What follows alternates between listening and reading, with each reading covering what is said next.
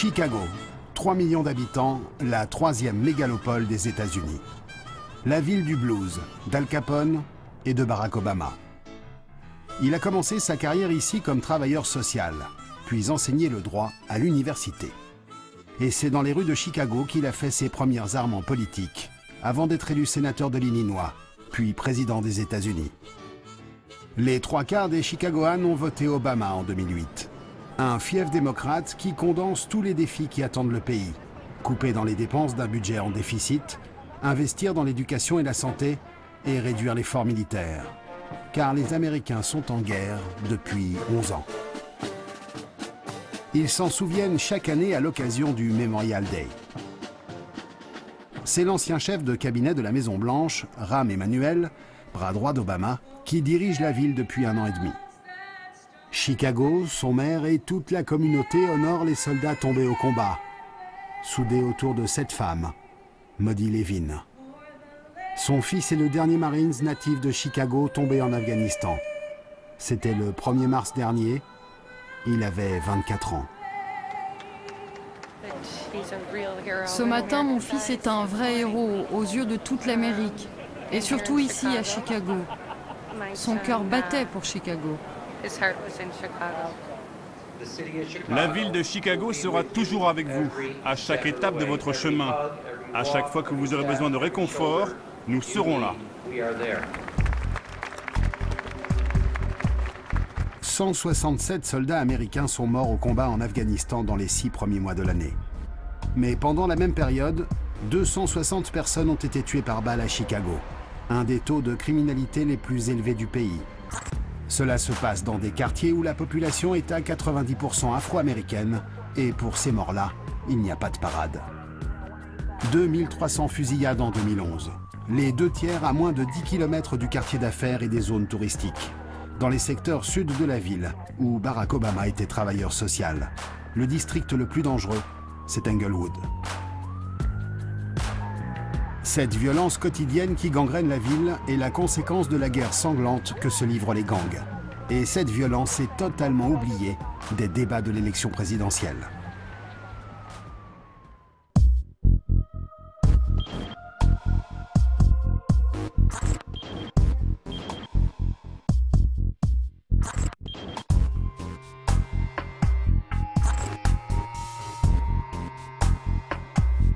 District d'Englewood, 2 heures du matin. Une fusillade a éclaté au milieu du parking de ce supermarché. Un blessé grave et un mort. L'homme a été rattrapé par son agresseur dans cette ruelle. On ne sait pas ce qui s'est passé, on a juste entendu les coups de feu. Les voisins ont dit que c'était un deal de drogue qui avait mal tourné, ou une histoire de gang, ou un truc comme ça, mais on ne connaît pas le gars. Est-ce que ça arrive souvent dans le quartier?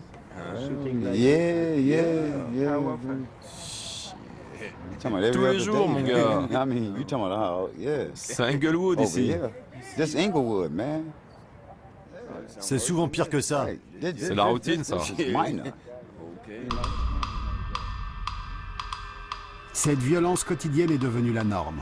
Les habitants la subissent et doivent vivre avec. Durant le seul week-end du Memorial Day, à la fin du mois de mai, 11 personnes ont été tuées par balle à Chicago et 46 autres blessées. Un funérarium au cœur des quartiers sud. 2 familles pleurent leurs proches ce soir-là. L'un d'eux a été tué à la sortie d'une boîte de nuit. Il s'appelait Corey Emanuel. C'était le 3e fils de Karine. Il faudrait nous garder de tous ces crimes. Corey avait 24 ans et 2 très jeunes enfants. On est détruits parce que ça n'aurait jamais dû arriver.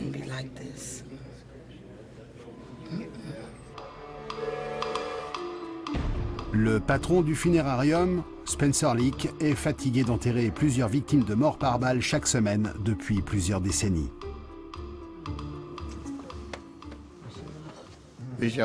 Ces jeunes gens pensent qu'ils ne vont pas vivre au-delà de 25-30 ans. Ils considèrent qu'on est déjà vieux à cet âge-là et ne se voient pas l'atteindre.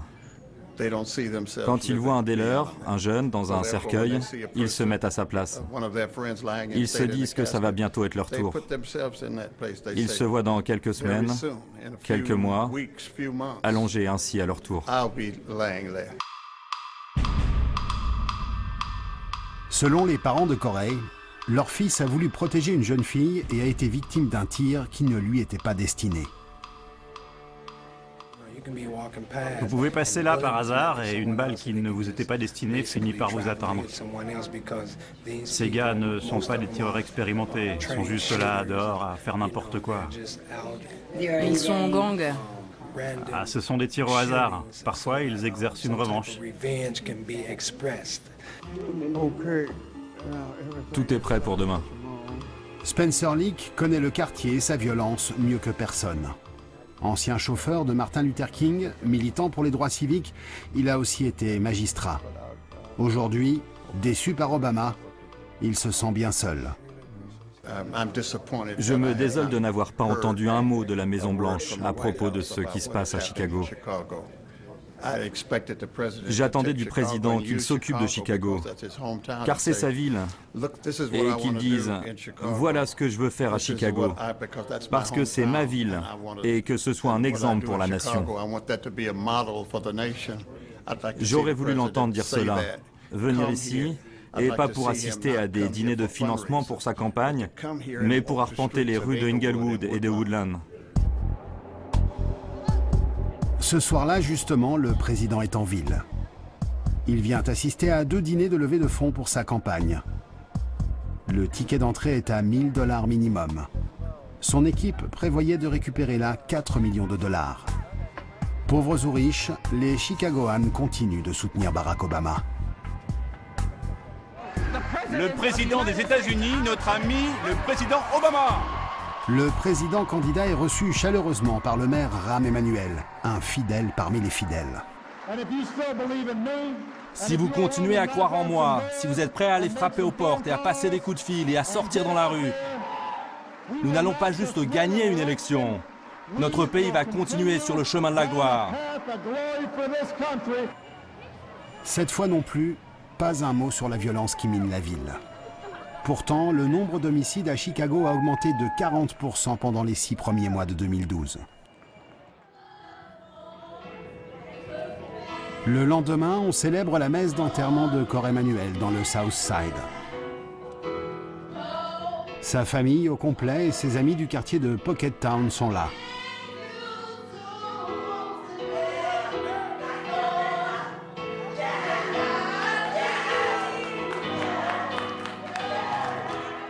Les gangsters aussi sont venus. Corey avait des antécédents criminels. Suspecté de meurtre, il avait fait 3 ans de prison préventive avant d'entamer sa rédemption en se tournant vers la religion. Comme son oncle Gérald, le pasteur. Lui a fait 5 ans et demi pour trafic de drogue et est sorti en 2000. Lorsqu'il est sorti de prison, Corey m'a dit « Mon oncle, j'étais en prison et je prêchais auprès de ces gens. Et je leur parlais de la bonté de Jésus pour toi. Mon neveu venait de changer. Corey l'a fait. Vous tous, vous avez à le faire aussi. Croyez-moi, je suis passé par là moi aussi. Je suis fatigué d'enterrer les gens. Toute cette violence armée, un tel fait ça et un autre riposte. Croyez-moi, cette fois il faut réagir. Et au nom de l'amour que vous portez à Corey, il ne faut pas qu'il soit mort pour rien. Il ne faut pas qu'il soit mort pour rien.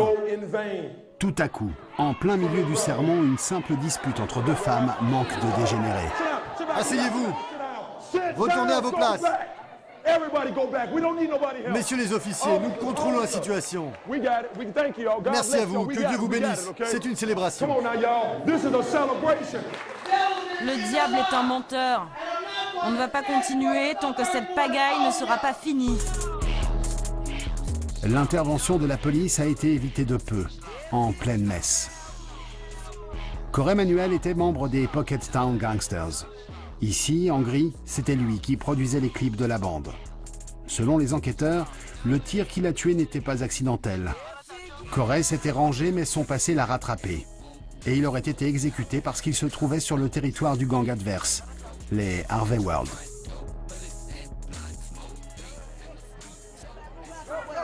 Et ce sont ses frères et les Pocket Town Gangsters, les membres de son gang, qui portent en terre le cercueil de leur ami, sous la surveillance de la police. Ouais, ça pourrait toujours être évité, mais les gens disent ce qu'ils disent, et quand ça doit arriver, ça arrive. Voilà, c'est comme ça. Cette guerre sans fin qui ensanglante Chicago provoque aussi beaucoup de victimes innocentes. Les tueurs sont rarement arrêtés et les meurtres restent impunis. Au cœur de la zone la plus dangereuse d'Englewood, dans cette petite maison de briques, une grand-mère, Tonya Birch, et sa petite-fille.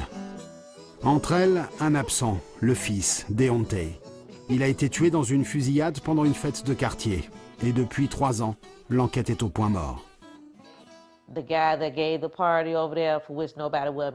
La plupart des gens disent que le gars qui a organisé la fête doit forcément savoir qui est le responsable. Mais lui dit que non.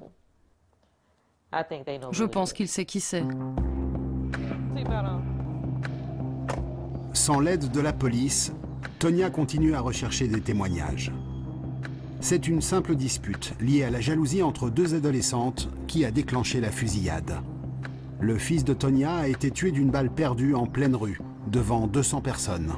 Cela s'est passé ici, au coin de ces 2 rues, le 1er août 2009. Il avait 19 ans. De tous les gens qui étaient là, personne n'aurait rien vu. Les gens qui étaient devant chez eux n'ont soi-disant rien vu. Mais tout le quartier était dehors. Tous les 15 jours, avec son neveu, Tonya arpente les rues, distribuant des tracts, offrant une récompense et l'anonymat à toute personne qui fournirait des informations sur le meurtrier. 10 000 $, c'est pas rien. Quelqu'un doit parler. Rappelez-moi, 10 000 $, cela peut vraiment aider. On ne peut pas dire qu'il y avait 200 personnes et qu'aucune d'entre elles ne connaissait ce gars. C'est sa fille, là. Il était à la fête. Il connaît le gars qui a tiré. Mais il ne dira rien. On m'a dit que le gars devait habiter dans la 57e rue. C'est tout ce qu'on m'a dit. Il faut continuer, sinon ça va être comme tout le reste dans le quartier. Elle a perdu son frère dans une fusillade. Elle comprend ce que nous traversons.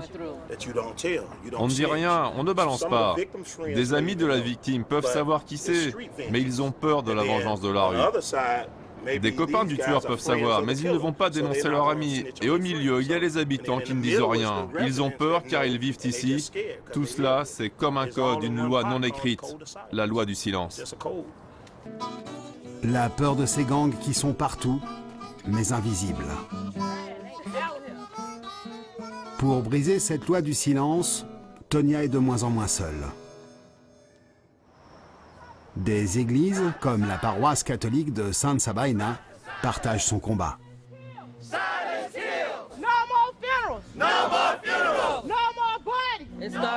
On a commencé avec quelques photos et ça devient progressivement de plus en plus grand. Ces mères qui ont perdu leurs enfants dans les rues de Chicago se mobilisent pour donner un visage aux victimes. Car le bilan du 2e week-end de juin a lui aussi été terrible. Jonathan Dawkins, 22 ans. Shondell Adams, 21 ans. Et Dante Carls, 21 ans. Tous tués par balle. Des enfants. Vous voyez ces enfants-là? Ils ont le droit de vivre. Ils ont le droit de vivre. Curé blanc dans une paroisse à 90% noire, le père Michael Pfleger a lui aussi perdu un de ses fils adoptifs dans la rue. Il met son talent d'activiste au service des mères de victimes comme Tonya pour lutter contre l'indifférence et l'impunité. On s'est habillé comme cela aujourd'hui car nous voulons représenter les 9 personnes qui ont été tuées ce week-end. C'est une épidémie, un génocide qui se déroule aux États-Unis et à Chicago. Il y a 1 millier de policiers en plus dans les rues et le crime a augmenté de plus de 50%. La police ne peut pas régler cela seule. Sur 1100 fusillades entre janvier et juillet, la police a dû suspendre ses investigations dans près de 80% des cas, car les victimes refusaient de coopérer. La ville ne peut plus fermer les yeux sur ce qui se passe dans ses quartiers sud. Face à l'hécatombe, en cette période de campagne électorale, les autorités multiplient les conférences de presse pour rassurer. Ce jour-là, après un week-end meurtrier, encore un, l'état-major de la police et les responsables des écoles et des lycées sont au grand complet autour du maire pour présenter une nouvelle stratégie de lutte contre les gangs. On ne peut pas se sentir tranquille parce que c'est arrivé dans un autre quartier, dans un autre bloc. C'est arrivé dans votre ville. Quand un enfant est touché ou tué, cela nous menace tous. Cela menace notre identité. C'est un problème qui touche plus que la police et la ville, dont je prends la responsabilité. Mais je crois qu'avec nos forces combinées, coordonnées, tous ensemble, nous sommes plus forts que les gangs. C'est donc bien d'une guerre qu'il s'agit.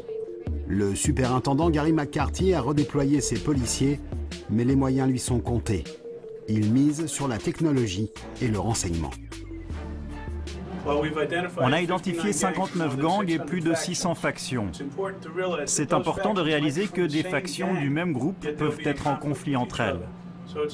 Même s'ils sont du même groupe, ils peuvent se battre entre eux pour le contrôle de leur propre gang.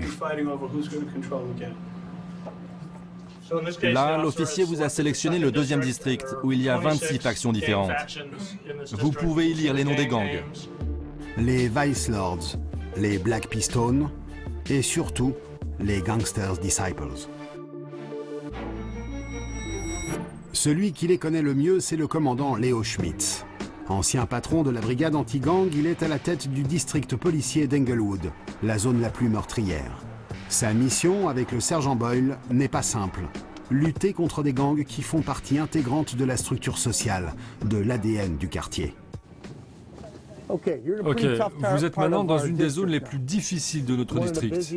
Un des spots les plus actifs en ce qui concerne les fusillades.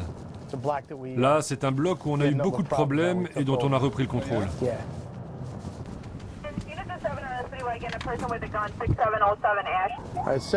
700, on est juste au coin.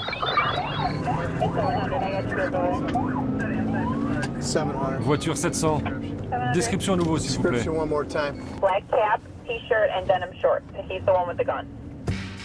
Cette fois, c'est un cambrioleur qu'il recherche dans ses maisons abandonnées. C'est fermé. L'homme semble s'être évanoui dans ce bloc, où près de 40% des maisons sont vides. 4000 au total, rien que dans ce quartier. Il ferme à clé parce qu'ils y cachent des armes. Essaye l'autre là. Ce sont les stigmates de la crise immobilière de 2008. Ces maisons vides, saisies ou abandonnées posent beaucoup de problèmes dans un quartier comme celui-là.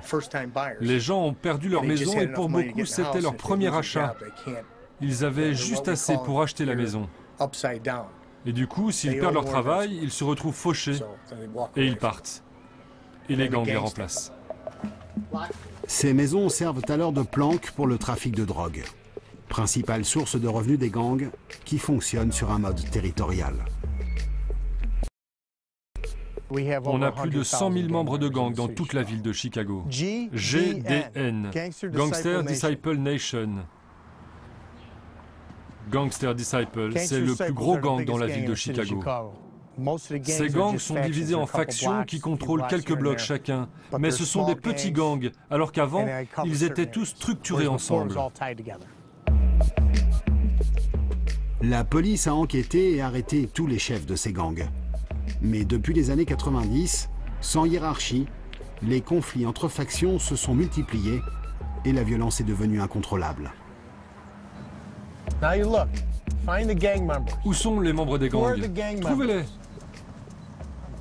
Qui sont-ils? Dites-nous. Ils sont là. Vous pouvez les voir là. Un gang donné contrôle un quartier donné. Donc forcément, si vous habitez dans le quartier, vous êtes exposé à ce gang. Vous pouvez intégrer le gang, et même si vous n'êtes pas pris dedans, ils savent qui vous êtes. Et finalement, vous allez travailler pour eux. L'objectif de la police, c'est d'identifier les membres des factions pour casser le cycle de représailles avant qu'il ne s'enclenche. Car un conflit peut parfois surgir d'une simple bagarre, comme celle qui a eu lieu à ce croisement. C'était des membres de gang ou des lycéens? Il y avait des gangsters disciples et puis des apprentis. Ce sont des lycéens affiliés à différentes bandes. En grandissant ici, on peut comprendre la logique pour laquelle ils adhèrent au gang. Si vous êtes membre d'un groupe, vous êtes accepté par ce groupe. Vous avez la protection du groupe. Vous savez, cette bagarre, c'est peut-être une jeune fille qui s'est simplement fait voler son téléphone portable. Et cela peut dégénérer, quelqu'un va être battu à cause de cela cette nuit, quelqu'un va se faire tirer dessus d'ici 2 jours, et les représailles peuvent durer tout l'été.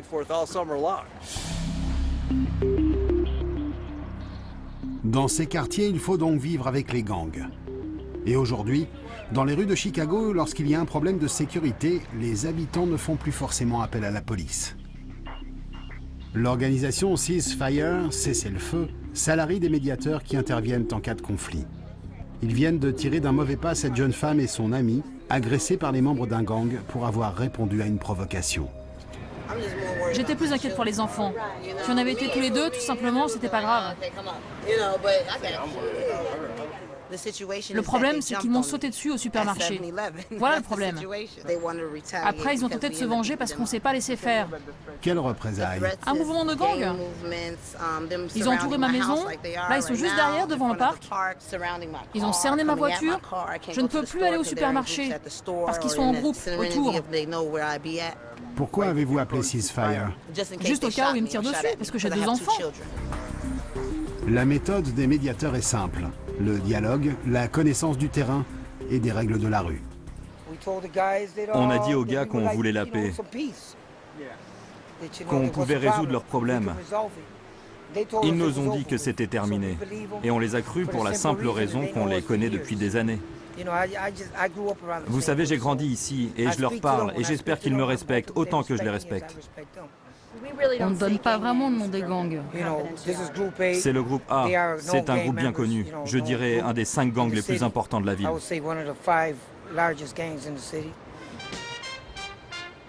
Le groupe A, ce sont les Black Pistols. Ne pas parler des gangs, c'est une des règles des médiateurs. Car Ceasefire recrute au sein même de ces gangs. La plupart des 300 médiateurs employés par l'organisation sont d'anciens repris de justice, au passé parfois chargés. Ce sont eux qui connaissent le mieux les hiérarchies des gangs dans les quartiers. Chaque semaine, ils font le point sur leurs interventions autour de Theo Hardiman, le patron de Ceasefire pour l'Illinois. On a une fille qui s'est fait tomber dessus par 2 autres femmes. Et la jeune fille que je connaissais avait un pistolet sur elle. Tu connaissais les gens, tu as pu les calmer. Oui, c'est ce que j'ai fait. On va pas dire aux gens, pose ton arme et c'est magique. Ça ne se fait pas tout seul. Vous avez besoin d'être costaud mentalement et physiquement pour faire ce boulot. Parce que vous retournez dans la fosse aux lions. Et il n'y a pas d'autre moyen de régler les conflits que par la confrontation. Il a ouvert la porte et quelqu'un s'est mis à tirer. Son frère a été touché, lui aussi, et il n'a pas idée de ce qui a pu se passer. J'ai dû littéralement rester avec lui pendant plusieurs heures pour éviter qu'il ne parte faire des représailles. On a évité à quelqu'un de prendre une balle hier. Personne ne s'est fait tirer dessus, c'est une bonne chose. C'est ce que vous appelez les situations réglées, mais on doit faire attention, ces médiations ne fonctionnent pas bien tout le temps. La violence est dans les esprits, comme un virus. Ceasefire, c'est comme un vaccin que nous utilisons pour faire reculer la violence. Beaucoup de jeunes ont grandi par eux-mêmes ici. Maintenant, on ne peut plus rien leur dire. À 18 ans, ils sont là et te disent « dégage ou je te tue ». C'est l'état d'esprit. Il faut changer les comportements, c'est comme ça qu'on viendra à bout de la violence. À Englewood, Ceasefire a recruté une vingtaine de médiateurs. Bernard Baltimore est le plus chevronné. Il a vécu du trafic de drogue, passé 9 mois en prison et failli se faire tuer à plusieurs reprises. Pas mal de ses amis sont tombés dans la rue. Quand j'ai grandi, le business de la rue, ce n'était pas quelque chose que tu apprenais vraiment à la maison. Tu grandissais avec, tu savais ce qu'on attend de toi et comment tu devais le faire sans qu'on te le dise vraiment. J'ai été conditionné comme ça avec mes oncles, mes cousins et mes frères. Ses enfants, à lui, il les protège de la rue et des gangs. Baltimore a aujourd'hui 35 ans. Il a changé, s'est rangé, marié et est devenu père de famille. Et s'il a été embauché par Ceasefire, c'est que son expérience de gangster est précieuse pour dénouer les conflits. J'ai été dans la rue. Mon passé est tel que je peux comprendre le discours et les réactions. Parce que chaque gars que l'on rencontre peut se transformer en tueur ou pas. Avant, je ne pouvais pas imaginer régler un conflit sans tirer sur quelqu'un. Ce soir-là, Baltimore ne dînera pas avec ses enfants, mais avec ses collègues, dans les rues d'Englewood. Ils ont été appelés pour tenter une médiation. Notre boulot, c'est de stopper les choses le plus tôt possible. Oui, et ça, c'est du bon boulot. Ma nièce, elle veut faire comme toi. Pour changer la mentalité de gars qui pensent que le choix, c'est tuer ou être tué, il faut rester en contact permanent avec eux. C'est comme un boulot de babysitter. Bonjour, mesdemoiselles. Comment allez-vous aujourd'hui? Baltimore veut tenter d'éviter des représailles après une fusillade qui a causé ici la mort d'une jeune fille de 16 ans et blessé 2 autres adolescents. On va où maintenant? On va voir un des gars qui était assis ici et qui s'est fait tirer dessus avec un de ses amis. C'est arrivé quand? C'était il y a quelque chose comme 2 semaines. Samedi dernier. Ouais, le samedi dernier. Comment vous allez? Vous êtes le père? Comment ça va, monsieur? Désolé de venir pour ce genre d'occasion. C'est la 3e fusillade dans laquelle Leon Cunningham, 18 ans, est impliqué. Il y a 2 ans, il en est ressorti paraplégique. Cette fois, la balle a traversé sa jambe gauche. Des enfants qui tuent des enfants. Tu n'es même pas membre d'une bande? J'étais juste là à traîner avec des amis. Je ne faisais rien de mal avec personne. Et est-ce que quelqu'un a été arrêté? Oui, il y en a un qui a été arrêté. Pour convaincre Leon de se tenir à l'écart des gangs, Baltimore raconte sa propre histoire. Ces gars-là dans la rue, qui traînent dans le quartier, tu dois les oublier. Tu dois penser à toi cette fois-ci. Regarde ici. Ma gorge a été tranchée de là jusque là. C'était le gars avec qui j'allais à l'école et c'était le gars pour qui je travaillais. Quand ils m'ont retiré la machine pour respirer, j'ai su que j'avais une 2e chance dans la vie. Qu'est-ce que je pourrais faire pour toi aujourd'hui?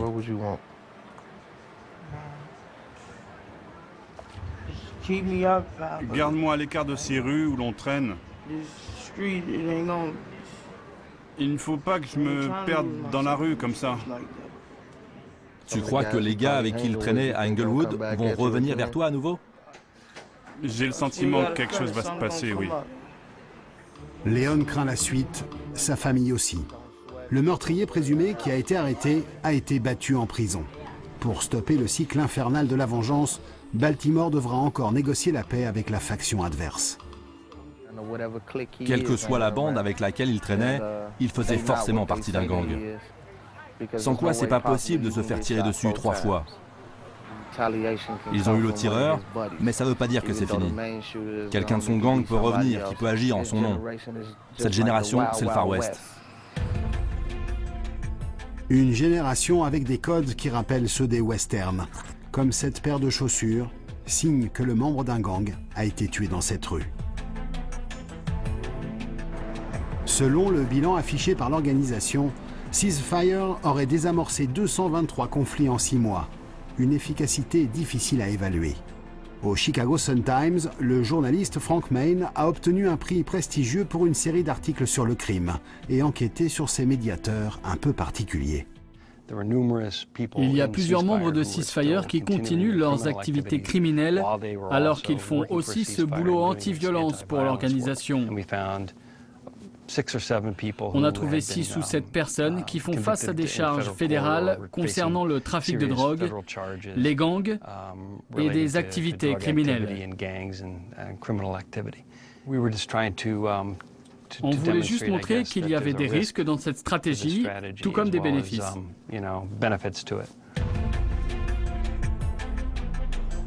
Pourtant, en juillet, la ville de Chicago a décidé de financer l'extension des zones couvertes par Ceasefire en leur versant $1 million. 80% des homicides à Chicago sont commis par arme à feu. Et dans la campagne présidentielle, pas de débat non plus sur ce sujet hypersensible, car tout citoyen a le droit constitutionnel d'en posséder une. S'y attaquer, c'est s'aliéner des électeurs. Exaspérés, les habitants du Southside manifestent ce samedi-là devant la plus grosse armurerie de la région pour réclamer un contrôle plus strict des armes à feu. Le père Pfleger bénéficie d'un allié de taille. Jesse Jackson, figure historique du combat pour les droits civiques. Député et 2 fois candidat aux élections présidentielles pour le Parti démocrate dans les années 80. C'est une victoire du révérend Jackson. Ils ont été obligés de fermer aujourd'hui, alors que c'est leur plus grosse journée. On leur a fait du mal. Est-ce qu'il y a un problème particulier avec cette boutique? C'est la pire de l'État et l'une des pires du pays. Ils vendent 3500 armes, n'est-ce pas, révérend? 7000 armes vendues en 10 ans dans la même boutique. Et des gens sont tués avec. Il y a trop de failles dans le contrôle des armes. C'est juste une histoire de gros sous.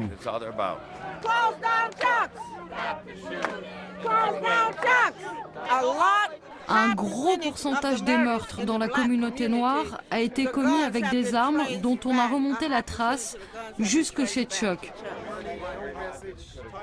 C'est la 3e fois qu'ils s'attaquent à cette enseigne et ont déjà été arrêtés pour avoir entravé le commerce. Pourquoi le lobby des armes et les fabricants nous combattent aussi durement? Pour une simple immatriculation comme les voitures. Une seule raison, l'argent. Ils sont protégés par la loi.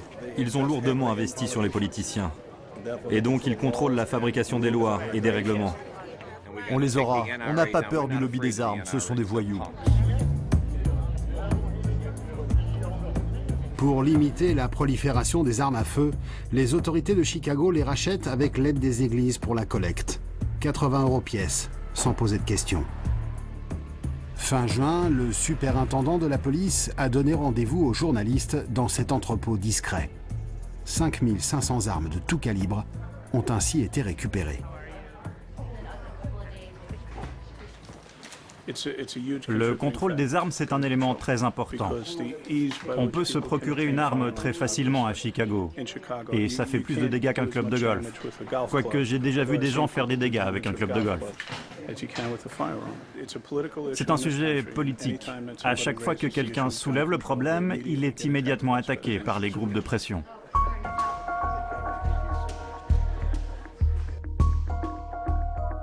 Ni la police, ni Ceasefire ne sont parvenus à contrer durablement cette violence qui s'exerce quotidiennement à Chicago.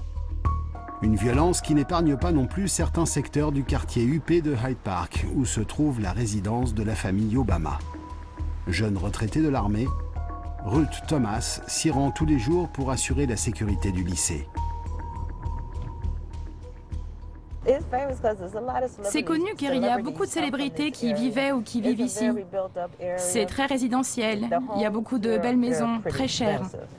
Il y a le président, l'ancien maire, même Al Capone vivait par ici. Mais ce n'est pas parce qu'on est dans les beaux quartiers que cela arrête le crime. Les gangs s'en fichent. Ils terrorisent partout où ils le peuvent. Le lycée public de Hyde Park a recours à une association de vétérans de l'armée. Ce sont des anciens d'Irak ou d'Afghanistan, comme Ruth, qui protègent les lycéens aux abords de l'établissement. Tout le monde connaît son poste? Bon, c'est vendredi, c'est l'été. Les jeunes sont un peu fous le vendredi soir. C'est l'heure de la sortie des cours. Alors soyez en alerte et gardez vos yeux bien ouverts. À 14h30, c'est la fin de la semaine pour 2300 élèves. Le peloton des 25 vétérans se déploie aux environs. Objectif, surveiller un petit kilomètre de trottoir, guetter les signes avant-coureurs de troubles et garantir la tranquillité des lycéens. Bonjour mesdemoiselles. C'est une sorte de formation en patrouille. Donc là, tout de suite, je vois ces 3 personnes et aussi les 2 de l'autre côté de la rue. Donc aucun de nous n'est laissé tout seul. Je pense qu'on peut dire que tout le monde est plus ou moins suspect. En étant militaire, on est entraîné à ça, à cibler. 400 000 élèves fréquentent les écoles publiques de Chicago. Et beaucoup rentrent à pied. Un trajet risqué comme dans cette zone qui se trouve sur le territoire de 2 gangs adverses. De l'extérieur, ça a l'air paisible, mais quand tu vis ici, ce n'est pas si paisible.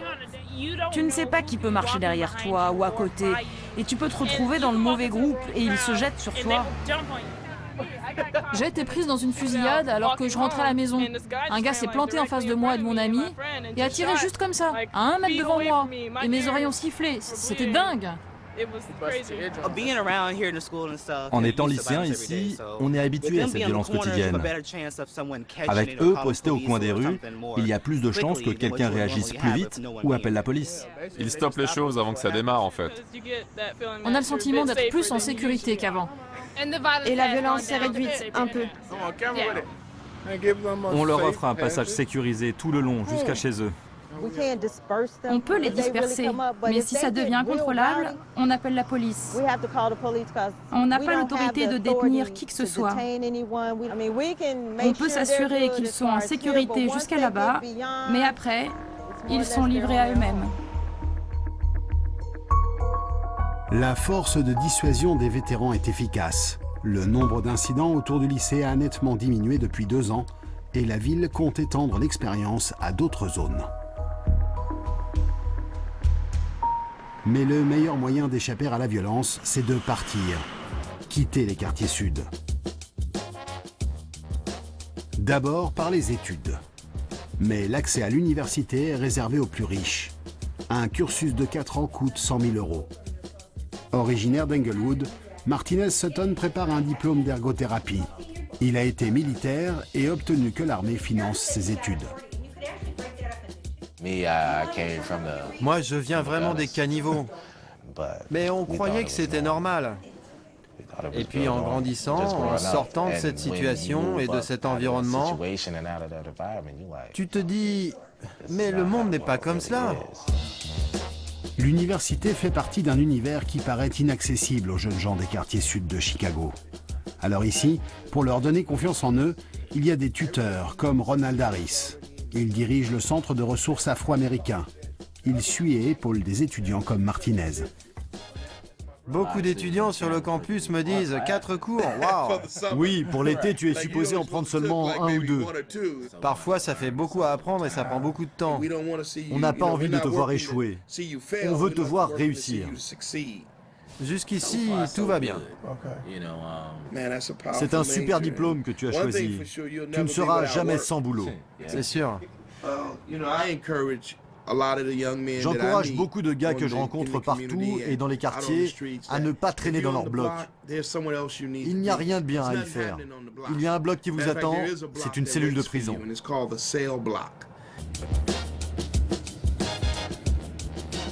Pour éviter la prison et les balles, comme beaucoup d'habitants d'Englewood qui en ont les moyens, Martinez s'est installé dans une banlieue tranquille, à Dalton, à 1 heure du centre-ville.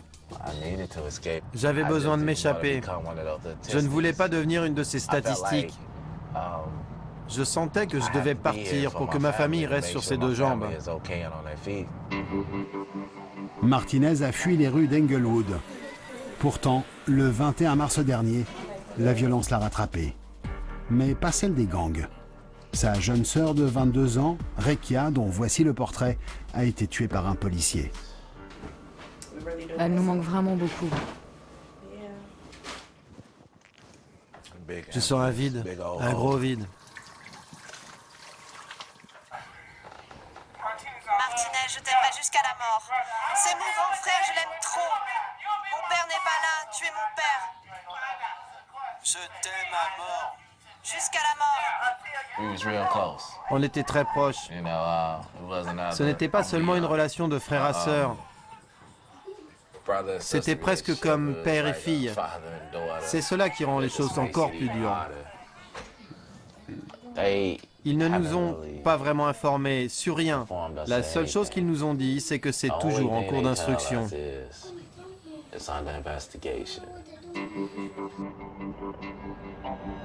L'affaire a fait du bruit. Le policier sortait de chez lui et n'était pas en service.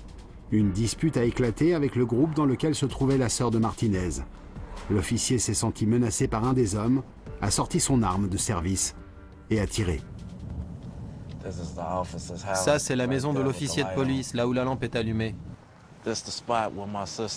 Voilà l'endroit où ma sœur a été retrouvée morte.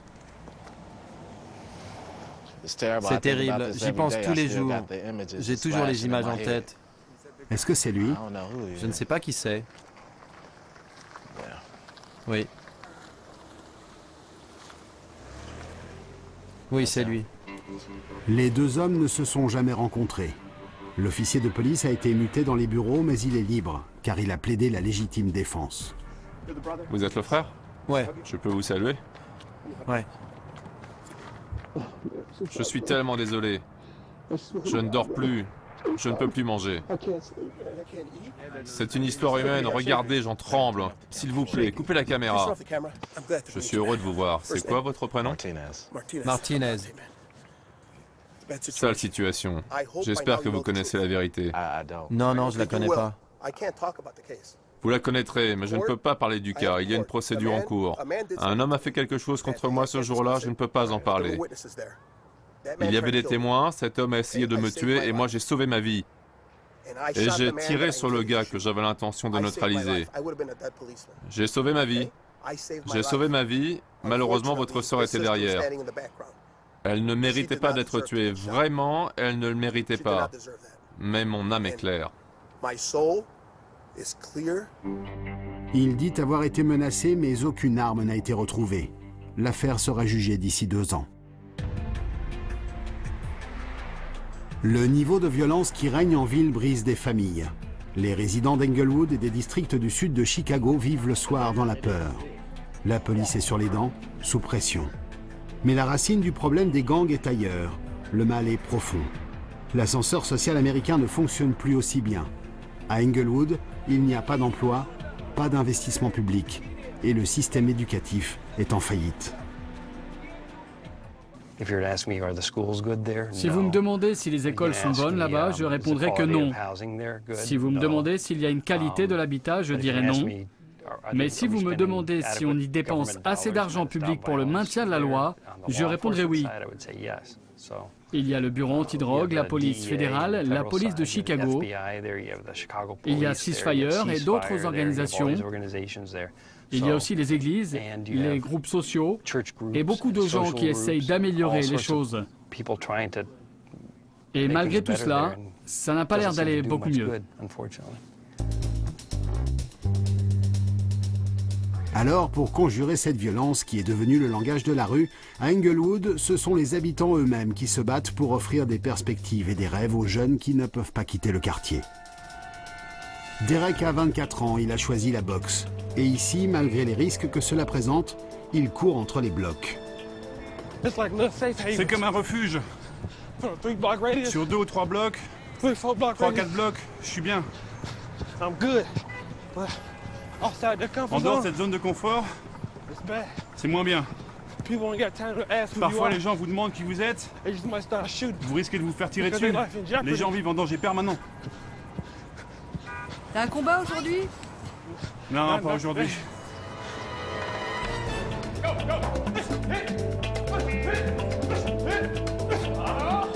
Dans la rue, Derek aimait se battre et le faisait bien. Il a vite été repéré par un entraîneur. Sally s'occupe des juniors. Elle s'est installée ici il y a 12 ans, avec en tête une mission. Je fais ça pour détourner leur attention, leur trouver une activité plus excitante que de traîner dans la rue, quelque chose de mieux. Ils se battaient déjà. L'idée, c'est de les tirer vers plus de discipline. C'est une façon de fixer leur esprit sur un truc positif. Et du coup, assez rapidement, ils cessent de parler des gangs, des GD, des BD, des MCS, de qui est avec qui, vous voyez de quoi je parle. Ils ne s'investissent plus dans ce qui se passe dans les gangs. Ça m'apaise. C'est une façon de se débarrasser de toute cette frustration qui règne dans le quartier, dans la communauté. Et travailler avec ces enfants, c'est chouette. Tu vois ce que je veux dire? Je pourrais m'échapper du quartier si un jour je devenais champion du monde. Et là, je reviendrai et j'aiderai ces gamins et toute la communauté. Tout ce que je fais, c'est dans ce but-là. Derek poursuit son rêve de champion. D'autres l'ont réalisé. Murray Park était il y a peu surnommé Murder Park, le parc des meurtres. Baltimore, le médiateur de Cease Fire, y rencontre souvent les jeunes du coin venus jouer au basket, le sport roi à Chicago. Derrick Rose, la star de l'équipe locale, les Chicago Bulls, a marqué ici ses premiers paniers. Originaire d'Englewood et toujours attaché à ses racines, le champion a sollicité ses sponsors pour réhabiliter le terrain. Ils savent que c'est une solution pour quitter le quartier. Si lui a vécu ici, dans le même voisinage, marché dans les mêmes rues, fréquenté les mêmes personnes, ça donne un exemple aux gamins qui se disent qu'il a pu s'en sortir et la possibilité de se dire qu'Englewood n'est pas un endroit si mauvais. Et la future star du basket de Chicago est elle aussi native des quartiers sud. C'est le jour de la remise des diplômes pour les jeunes bacheliers du lycée de Sainte-Sabine. Le père Pfleger accueille un invité de marque, Jabari Parker, 17 ans, le meilleur joueur universitaire de basket de l'année, courtisé par les plus grandes équipes du pays.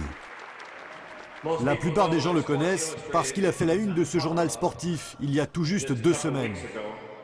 Je crois qu'il représente le meilleur du meilleur de ceux que nous espérons voir émerger dans la prochaine génération de leaders. Le lycée, cela peut être dur.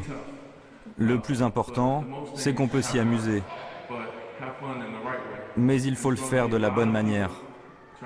Beaucoup de gens peuvent vous mettre la pression pour faire des choses et vous dire que vous n'êtes pas cool si vous ne les faites pas. Ce qui est important, c'est de rester vous-même. Personne ne peut vous influencer pour faire des choses que vous ne souhaitez pas.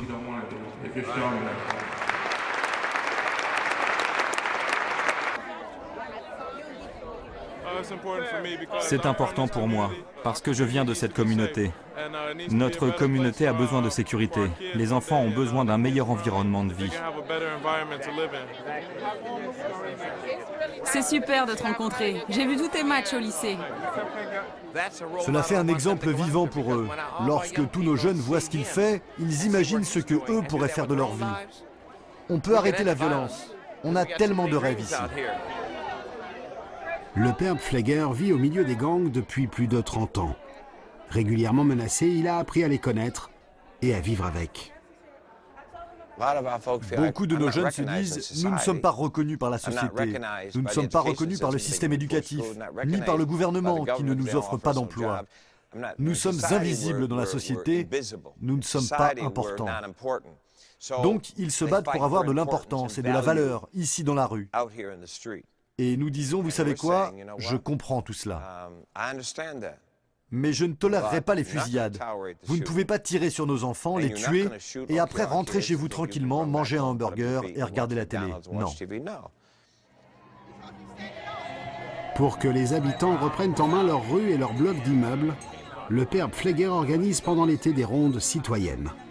La première a fait date. C'était le 15 juin dernier. Il y avait plus de 2000 personnes, et même le chef de la police. Le père Pfleger a rassemblé une grande foule et je suis content d'être là. Vous pensez que ça va être utile? Oui, bien sûr.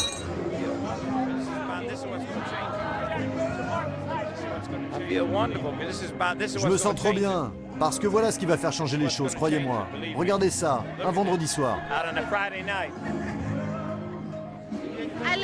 Je vis dans ce quartier. J'aide les jeunes et les enfants. Mes enfants sont là en train de marcher. Et je montre mon soutien. Je n'ai pas peur de manifester. C'est toute la communauté qui est réunie ce soir-là, autour des familles des victimes. Vous avez un stylo dans votre sac? Oui, j'ai un stylo. Un célibataire a toujours un stylo sur lui. C'est ma protégée. Elle est coriace. Tonya, elle, profite de la présence du superintendant pour qu'il relance l'enquête sur la mort de son fils. Je vais mettre quelqu'un dessus. Quand j'y suis allée, ils ont été durs. Ils m'ont laissé attendre 40 minutes à l'accueil. Ok, on va arranger ça. Ouais, ils ont été vraiment durs. Vous êtes déjà une victime, vous n'avez pas besoin de l'être à nouveau. Le cas de mon fils n'est pas le seul, mais la dernière fois que j'ai des nouvelles, ils m'ont dit rien de nouveau. Non, vous inquiétez pas, on va vous tenir au courant. Laissez-moi suivre ça, je m'en occupe. Je vais me renseigner pour comprendre ce qui se passe. Cette marche, c'est la première étape d'une lutte importante. Les habitants sont fiers d'y participer et de montrer que les rues n'appartiennent pas aux gangs. On a fait fermer cette boutique. On a fait fermer cette boutique. C'est là que 5 personnes ont été tuées. On veut montrer aux membres de gangs et aux dealers de drogue qu'ici, personne n'a peur. Punks use guns! Punks use guns! Punks use guns! Punks use guns! You got a mind? You got a mind! Use it! Use it! You got a mouth? Use it! Use it! We are the game! We are the game! People are the game! People are the game! Say Juicy! You don't own it! We own it! We own it! We're the people! These are our streets! These are our streets! En 2008, afro-américain qui a porté Obama à la Maison-Blanche. 4 ans plus tard, les électeurs d'Englewood continuent à le soutenir, alors que les gangs font toujours la loi dans les districts sud de Chicago.